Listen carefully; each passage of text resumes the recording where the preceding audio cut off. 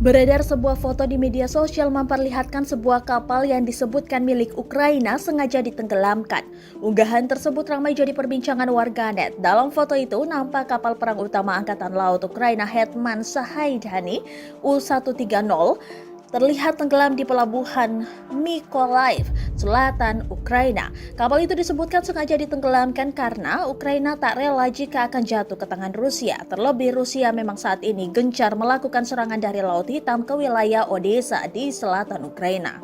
Dilansir dari laman The War Zone Jumat 4 Maret 2022, juga disebutkan alasan yang sama mengapa kapal tersebut ditenggelamkan. Kapal perang milik Ukraina ini merupakan fregat kelas Krivak 3 Menzinski berbobot 3.100 ton.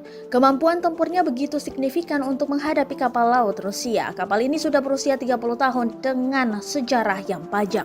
Dilengkapi dengan meriam deck 100 mm, meriam yang lebih kecil, peluncur granat anti kapal selam, tabung torpedo, dan sebuah helikopter.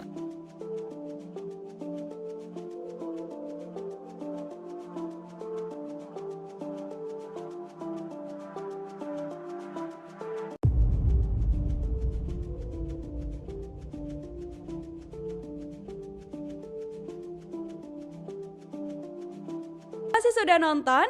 Jangan lupa like, subscribe, dan share ya!